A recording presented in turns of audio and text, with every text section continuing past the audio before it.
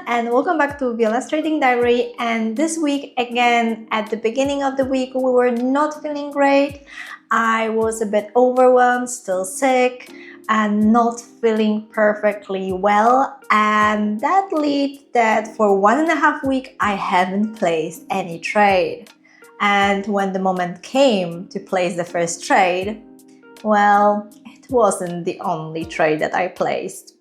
So this time we'll talk slightly more about psychology and when you should not place your trades. Let's jump to it.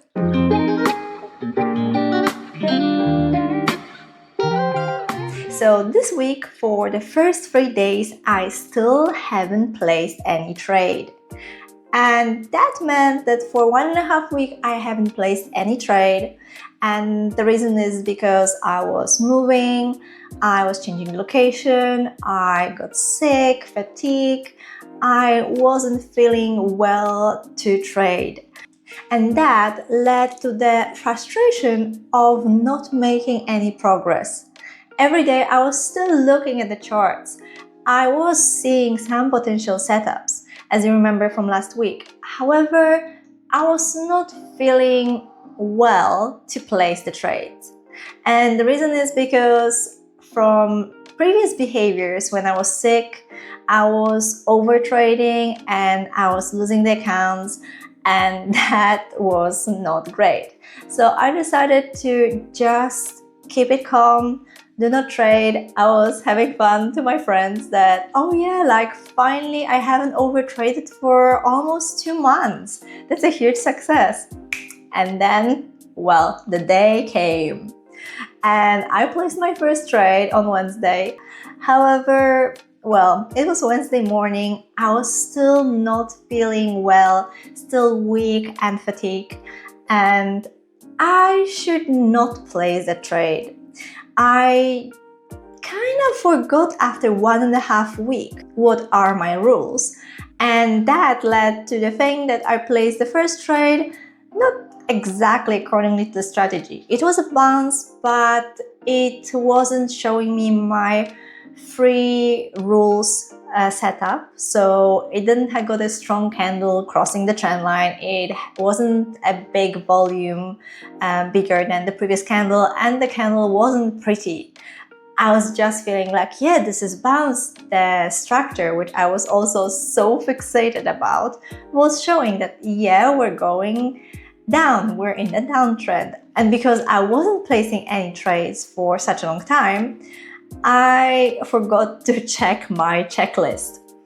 And that led to the trade that went slightly down and immediately reversed. And because I had such a strong bias that yes, we're going down, I didn't exit. And I started to move my stop loss higher and higher when the price was going against me. And that led to one big loss of -$500. And on top of that, I got another distraction because the person who is doing a renovation of the house started to call me, and I had to pick up and go and check with him some things. But at the same time, I saw a counter move and I wanted to enter to it. And then I started to play stupid trades very fast just to finish that and go and check with him. And well, yes, that ended up again in blowing up account. And this is why today we'll look more on the reports rather than on the trades and see what data I managed to gather from last 1 year of trading. So let's see. So the two groups of tags that I want to show you are completely not connected with the strategy. They're more connected with my emotions. How am I feeling? If I'm feeling, for example, pressure, or if I'm feeling sick, weak, or overwhelmed. And those are the moments when it is hard for us to change sometimes. Obviously, all the exercises that I'm telling you about, like breathing exercises, stepping out, they are helping. But sometimes are the moments, the days where nothing is helping and you should just not trade probably.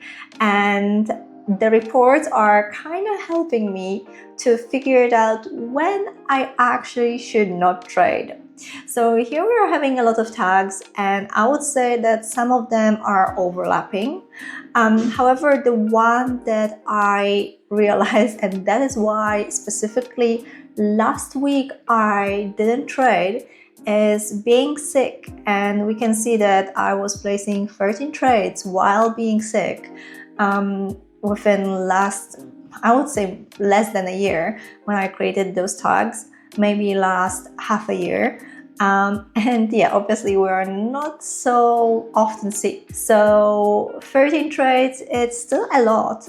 And I lost, for example, here, minus $582.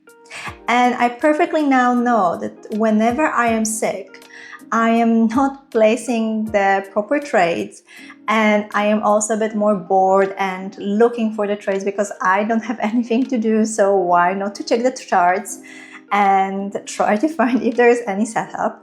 But that often leads to overtrading, so that is why I'm having this tag, and I definitely don't want to trade anymore while I'm sick.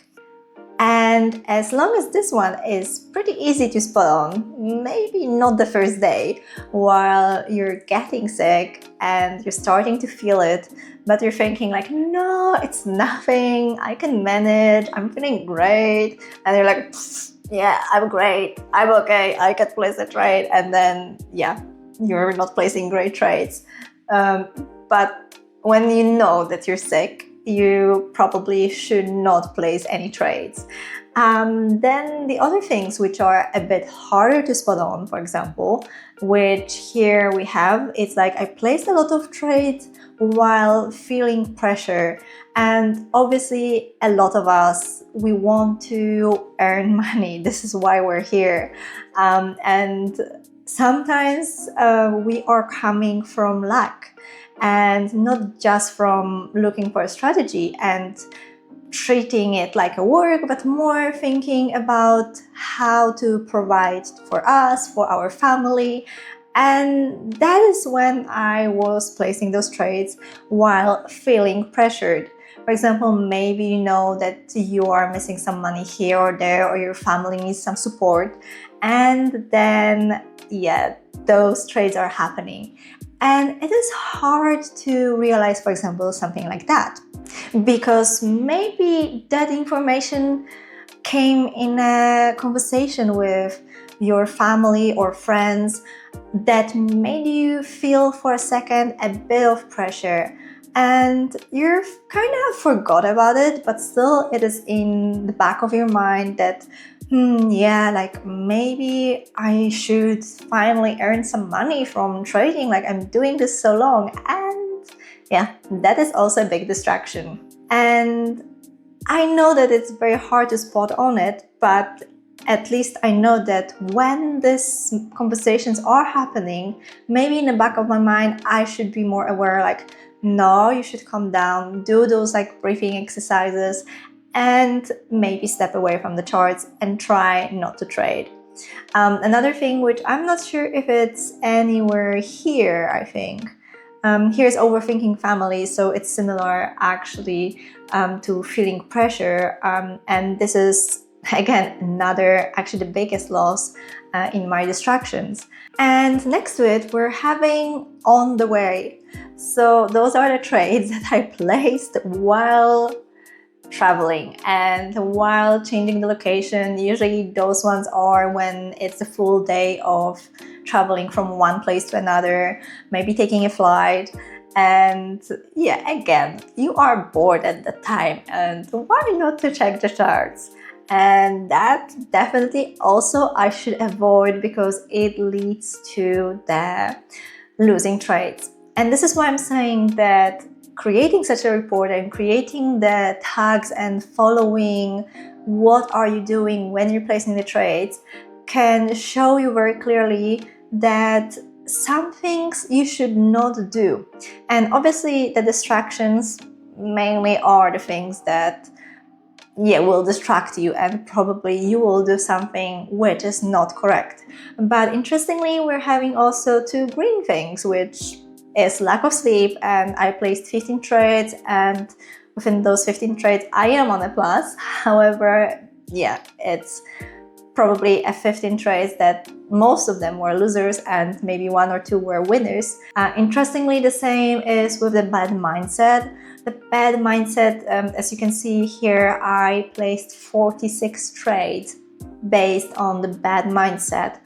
But we can see that the amount of trades that I placed comparing to the wins that I got is barely nothing.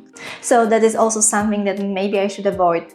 But definitely those two, for example, are showing me that this is not creating maybe a huge impact on my P&L comparing to things like feeling pressure, overthinking family, being sick. So those three things, for example, definitely are the things that I should try to avoid and not place the trades. Also, I wanted to show you that thing here because it's interesting that, for example, yeah, also we're having holiday tag. However, holiday tag, yeah, I placed only 2 trades to be honest. But during holidays, for example, though I am on the minus, I am holding for over 3 hours on average. So that is great. Like, I'm finally closing the laptop, forgetting how is my setup and not controlling it and micromanaging it, but I am letting it to play out. So that, for example, is a great result, going on a holiday and trying to place the trade, yes, it's okay, and let it run. While, for example, when I'm not having a clear mind, like I'm heavy on the mind, like I'm overthinking things, or here we're having lack of sleep, nightmares, or being even sick, which is the thing that lead us to this report, the holding time is below 40 minutes. So that is not great because then it means that I am jumping on a trade and very fast escaping from it because I am not trusting myself and I am not trusting the setups. So that shows when I'm having like a short period of holding time that also that are not such a great trades. And again, interestingly, on the way, which means I cannot check the charts every minute, has the holding time, which is 2 hours, which is already on the higher side.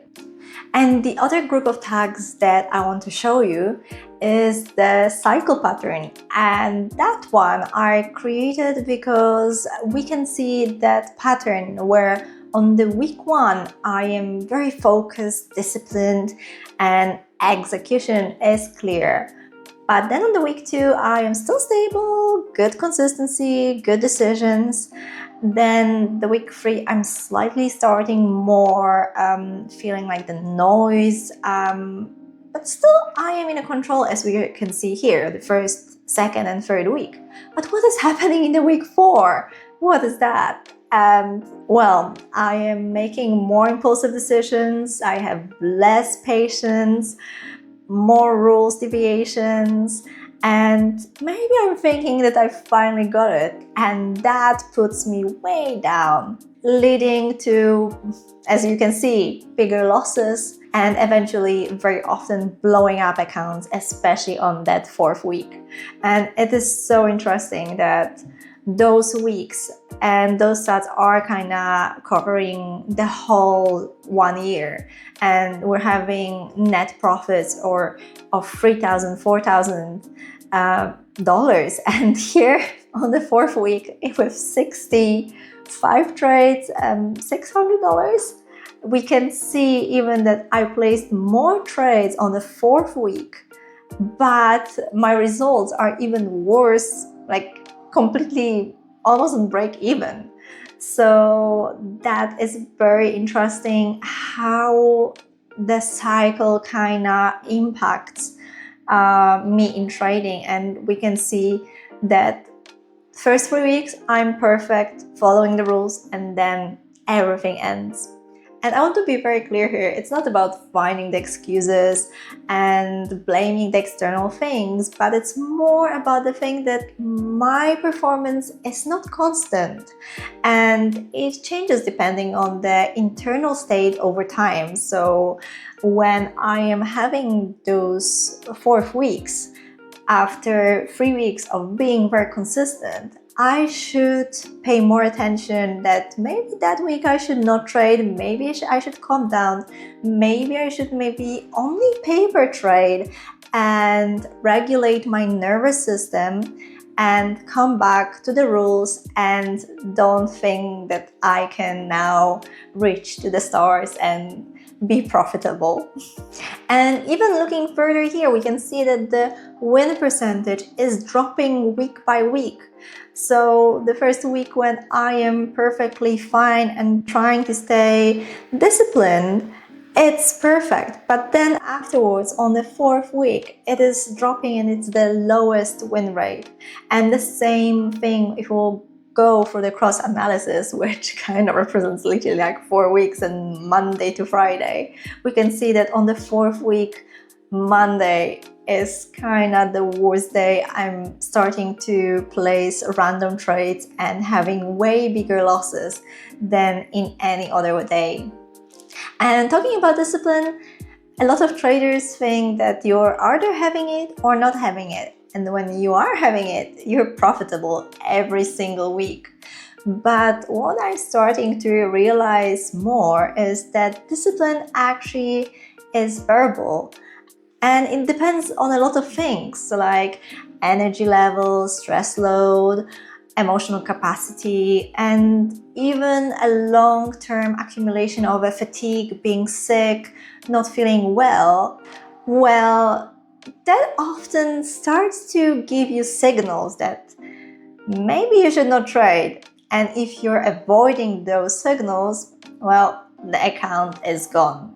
So something that I want to leave you with after this week is that after looking at the stats, I think we both are realizing that forcing yourself to be the same best trader every day is very hard. And we should accept how our nervous system is changing over time and on which days we are having more power and more capacity to place those A+ setups, and on which days maybe we should slow down and not try to force those trades.